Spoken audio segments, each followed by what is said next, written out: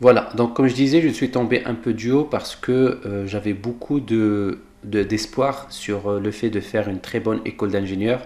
Et donc finalement, j'ai pas eu beaucoup de choix. J'ai fini par choisir l'ESTA ou l'ESTEA. C'est l'école spécialisée pour les techniciens spécialisés. Euh, École supérieure, pardon, pour les techniciens spécialisés. Et donc, pour être tout à fait transparent, c'était pas parmi mes premiers choix, mais quand je n'avais pas du coup d'autres alternatives, je me suis dit au moins si je dois faire cette école, je dois finir la formation le premier de ma classe. Et donc j'étais vraiment engagé, j'ai travaillé dur pendant 2 ans de technicien spécialisé pour faire tout ce qui est réseau informatique, système, ainsi de suite. Donc j'ai travaillé dur, je n'étais pas uniquement le premier de ma classe, mais j'avais eu une note, je crois, de 17. J'étais le premier dans la région de Marrakech, Tansift House. Donc c'était une belle récompense que je n'ai pas eu beaucoup de temps pour célébrer, parce qu'après il fallait enchaîner, déjà trouver une licence, et après enchaîner les études. Et pour trouver une licence, c'était un vrai parcours de combattant, parce que au Maroc, lorsqu'on est à l'OFPPT, qui est plutôt destiné pour le domaine professionnel et qu'on veut revenir à l'enseignement supérieur, faire la licence master et donc revenir côté académique, ce n'est pas du tout facile et ce n'est pas donné. Et donc j'ai dû faire vraiment des voyages, des navettes pour parcourir tout le Maroc. J'avais presque postulé à toutes les universités au Maroc pour avoir à la fin deux, trois entretiens qui m'ont permis d'entrer à l'université de Hassan Ier à Stade. Voilà, et donc effectivement, je crois qu'à la fin j'avais le choix entre Stade et Casablanca, l'université Hassan II. J'ai fini par choisir Stade parce que c'était la plus proche de ma ville natale, Marrakech. Donc j'avais fait ma licence et après j'ai dû faire une coupure pendant 1 an entre la licence et le master pour travailler et gagner un petit peu ma vie et aussi pour aider la famille. Et donc c'était un petit peu dur parce que je voulais vraiment continuer mes études, mais il fallait quand même temporiser et arrêter une année.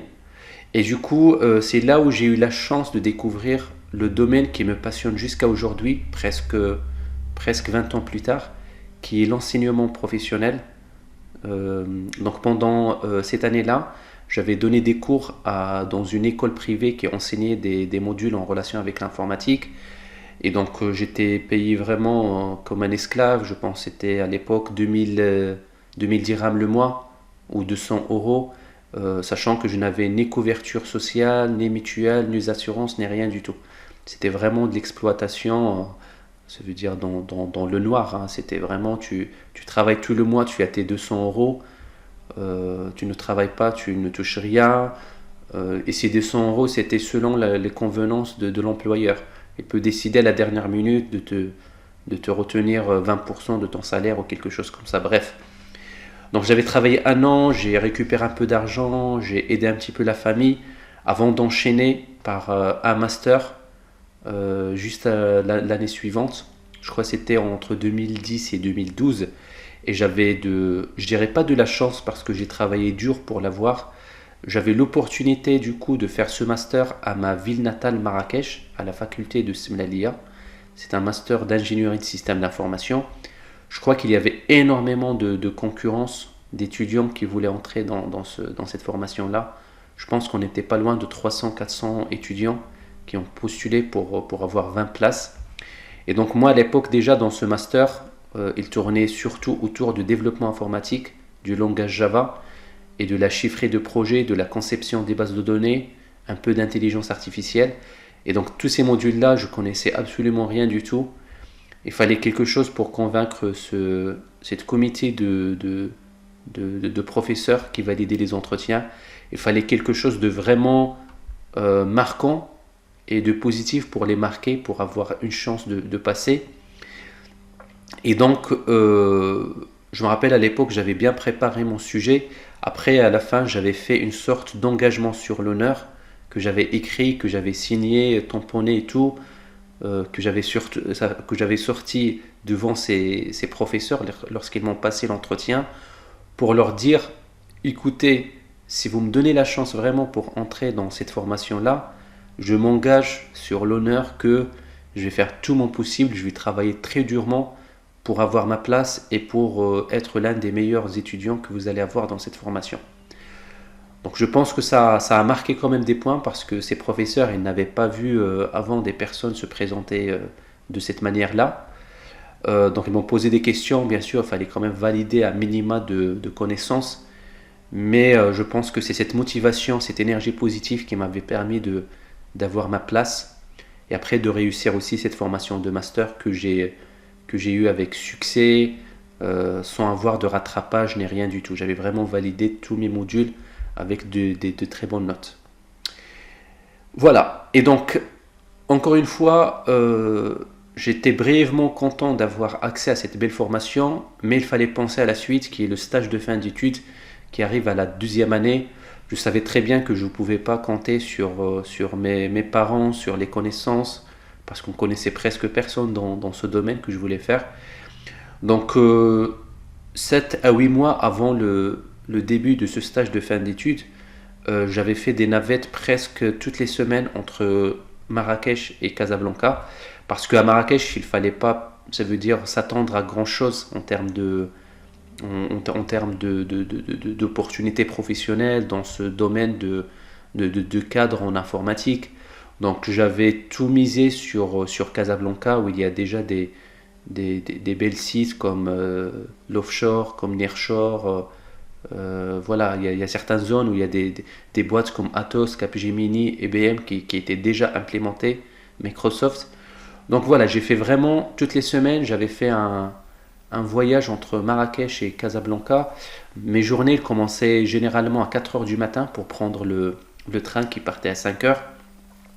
Et je revenais le soir vers 19h, 20h à la maison après avoir postulé des dizaines de CV toute la journée. Sachant que, bon, avec les moyens modestes à l'époque, je partais un petit peu avec mes sandales, avec un petit peu mes petits t-shirts de mauvaise qualité et tout ça. Donc quand les recruteurs ils te voient dans cet état, il y avait très peu de chances que quelqu'un il t'accorde ta chance pour te présenter, pour connaître tes compétences et après pour te donner cette opportunité de commencer une carrière chez eux. Donc presque en 6 mois, j'avais distribué des centaines de CV et il n'y avait absolument pas de retour à l'époque. Sachant que je pense que je n'avais même pas de téléphone, fallait, ça veut dire partager juste son adresse email à l'époque et attendre désespérément un retour. Donc j'avais fait 6 mois, c'était vraiment compliqué, surtout à une période où il fallait faire le ramadan et donc partir, sachant que je n'avais pas les moyens, donc il fallait marcher toute la journée d'une entreprise à une autre pour postuler, pour déposer le CV et sortir. Donc c'était vraiment dur à 40 degrés, marcher toute la journée sans boire ni manger. Et parfois, il y avait aussi des personnes désagréables qui t'arrêtaient à la porte de manière un petit peu agressive, insultante, humiliante. Donc voilà. Après, avec le recul, je suis fier un petit peu de ce parcours parce que tu te dis à l'époque, avec presque zéro moyen, j'avais quand même la motivation, j'ai travaillé dur pour rechercher une opportunité. C'est quelque chose qui me rend fier aujourd'hui.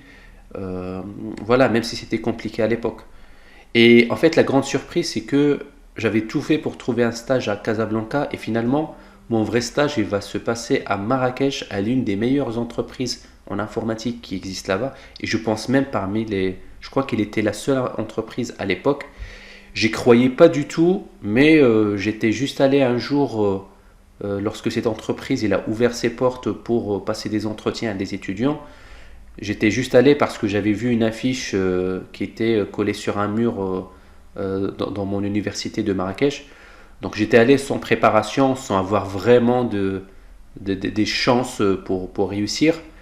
Et surtout, quand j'étais arrivé, j'avais vu presque 400 étudiants qui venaient de tout le Maroc pour passer ce stage-là.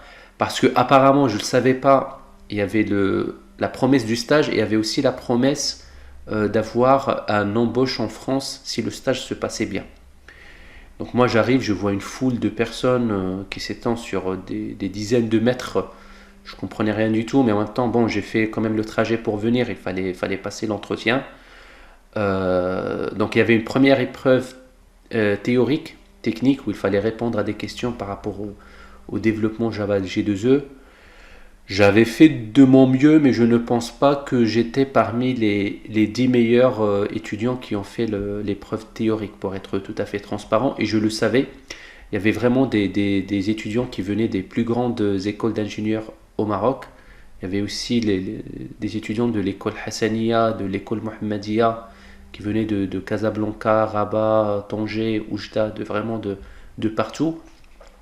Donc voilà, je me suis dit, sur la base de l'épreuve théorique, je ne peux pas espérer grand-chose. Je vais au moins tout miser sur la deuxième épreuve orale, où on était composé de deux équipes. Une équipe qui a conçu une application web et une équipe qui doit acheter cette application web. Et donc il fallait, c'est une sorte de mise en situation où il fallait effectivement tout faire pour défendre les intérêts de ton projet ou de ton équipe. Et donc moi j'étais effectivement dans l'équipe qui a conçu l'application. Donc il fallait parler en français, défendre son projet et tout ça.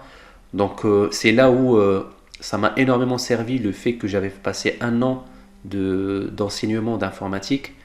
Donc ça m'avait donné un petit peu ce côté parler de manière très confiante en public, devant des gens, sans avoir le stress ou le trac. Donc j'ai fait une très bonne présentation, j'ai pris la parole, j'ai pris le lead. Je crois que les autres personnes avec moi dans l'équipe, ils avaient un petit peu le trac. Donc j'ai pris le lead pour parler. Dans le comité, il y avait un ingénieur français et le directeur de l'agence de cette ESN au Maroc. Donc voilà, je crois que j'avais fait de manière très honnête, je pense et neutre. Je pense que j'avais fait l'une des meilleures présentations que ces recruteurs ils ont vu cette journée de recrutement. Et je pense très sincèrement que c'est ça qui m'avait permis de décrocher ma place parmi les 400 candidats. Il y avait 8 qui ont été pris pour ce stage. Et il y avait une promesse du coup pour prendre encore les 2 meilleurs de ces 8-là. Et cette entreprise, ils voulaient prendre les 2 meilleurs pour une promesse d'embauche en France. Donc voilà, il y avait tout à gagner, rien à perdre. J'ai passé très bien mon entretien, j'étais retenu. Et donc c'était une vraie victoire parce que je partais vraiment de loin en termes de maîtrise technique, de Java, J2E. Ce n'est pas mon point fort et malgré ça, j'ai pu me distinguer surtout grâce à mon savoir-être, à le fait de parler oralement très bien, de maîtriser le français, d'avoir confiance en moi, d'avoir ces capacités à être pédagogue, à expliquer les choses, ainsi de suite. Donc l'ingénieur français qui m'avait fait confiance et m'avait dit que la programmation, le développement, on peut l'apprendre. Par contre, le savoir-être, c'est un peu plus compliqué. Ça va prendre plus de temps à apprendre. Et donc voilà, pendant ce stage, il fallait vraiment se démarquer, être le meilleur pour avoir sa place en France. Et donc j'ai travaillé très dur parce que le but c'était de concevoir une application, une vraie application Java J2E qu'on allait vendre à la fin à un vrai client français. Donc il fallait travailler dur en partant de loin. Je ne suis pas le plus doué ni le plus intelligent en programmation dans cette équipe. Donc il fallait venir tous les jours le premier, sortir le dernier, travailler plus que les autres, faire des heures supplémentaires, se distinguer dans les points cruciaux, évoluer mes compétences, mes connaissances de manière constante pour espérer décrocher un ticket. Ce qui va arriver à la fin, je vais réussir, ça va être la plus grande victoire de ma vie. C'est effectivement terminer parmi les 2 premiers de cette formation et d'avoir la promesse d'aller en France que je n'avais jamais cru jusqu'au jour où j'avais mis mes pieds dans l'avion. Parce que je me suis dit, c'est trop beau pour être vrai. Je connaissais personne en France, je connais absolument rien de la difficulté d'avoir une visa d'embauche. Donc j'ai pas du tout cru le moment où mon visa il était en train de se préparer par la boîte. J'étais en train de postuler, de chercher du travail au Maroc, jusqu'au jour où on m'avait dit tu as le visa, tu peux commencer maintenant à travailler et tu peux aller à la France dès que tu peux. Donc voilà, c'était une très belle victoire. Après, il y aura des difficultés quand je vais partir en France. Ça, effectivement, je vais l'expliquer peut-être dans un deuxième podcast.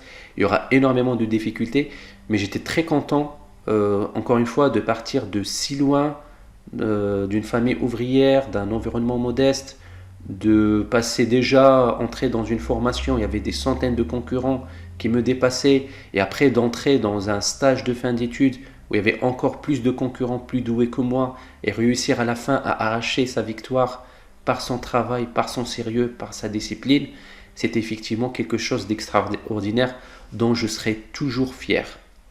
Maintenant, il y a un autre épisode peut-être plus compliqué qui va commencer lorsque je vais aller en France. Mais toute cette partie-là, elle a permis qu'aujourd'hui, j'ai 37 ans, je suis chef de projet expérimenté. J'ai participé dans énormément de grands projets ici en France informatique où j'ai laissé ma marque, j'ai laissé mes traces, des bonnes empreintes, une bonne organisation des équipes et des projets et surtout une bonne évolution professionnelle. Je suis aujourd'hui papa de 2 petites filles. J'ai énormément de certifications de chiffré de projet, de Scrum Master, de Product Owner, de gestion de projet Prince2, de développement Java, J2E, ainsi de suite, de développement Spring. Donc énormément de certifications, c'est vraiment un conseil que je donne. Certifiez-vous, prenez des diplômes, des certifications reconnues à l'international, parce que c'est ça qui va aussi favoriser un moment que les recruteurs ils vont vous faire confiance. Et je suis aussi très fier d'avoir énormément d'expérience sur 3 domaines: le domaine technique de développement, le domaine de chiffré de projet et aussi le domaine de l'enseignement supérieur. Donc je vais m'arrêter là pour ce premier podcast. Je vous donne rendez-vous bientôt dans une suite, dans une seconde partie. Et je vous souhaite une très agréable journée. Prenez soin de vous. À la prochaine.